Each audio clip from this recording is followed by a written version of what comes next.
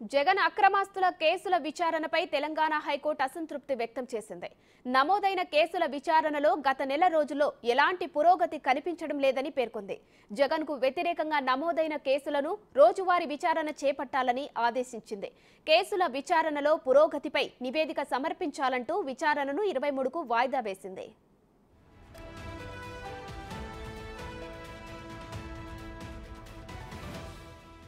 జగన్ అక్రమాస్తుల కేసుల విచారణను సత్వరం పూర్తి చేసేలా సిబిఐ కోర్టుకు ఆదేశాలు జారీ చేయాలని కోరుతూ హరిరామ జోగయ్య గత ఏడాది ప్రజా ప్రయోజన వ్యాజ్యం దాఖలు చేశారు. కేసుల విచారణను నిందితులు ఉద్దేశపూర్వకంగా జాప్యం చేస్తున్నారని, సత్వరం విచారణ పూర్తి చేసేలా ఆదేశించాలని పిటిషన్లో కోరారు. దీనిపై ధర్మాసనం నిన్న విచారణ చేపట్టింది. కేసు పూర్వాపరాలను పరిశీలించిన ధర్మాసనం గత విచారణ నుంచి ఇప్పటి వరకు ఈ కేసులో ఎలాంటి పురోగతి కనిపించడం లేదని అసంతృప్తి వ్యక్తం చేసింది.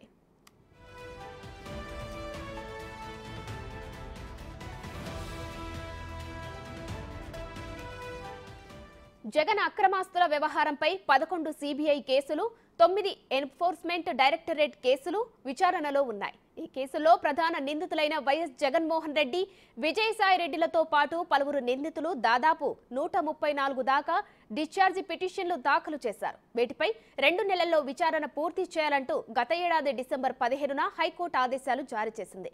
అయితే ఏప్రిల్ 30 వరకు గడువు కావాలని సిబిఐ కోర్టు హైకోర్టుకు ఫిబ్రవరి 15న లేఖ రాసింది. దీనిపై విచారించిన హైకోర్టు డిశ్చార్జి పిటిషన్లకు తేల్చడానికి ఏప్రిల్ 30 వరకు గడువు ఇచ్చింది.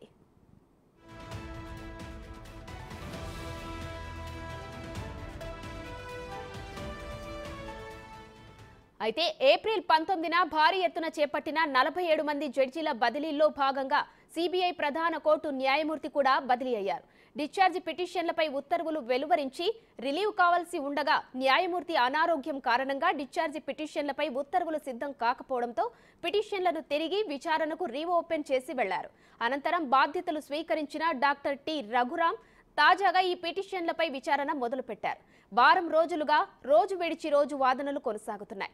ప్రస్తుతం హైకోర్టు ఉత్తర్వులతో జగన్ కేసుల్లో విచారణ వేగం పుంజుకుంటుందని భావిస్తున్నారు.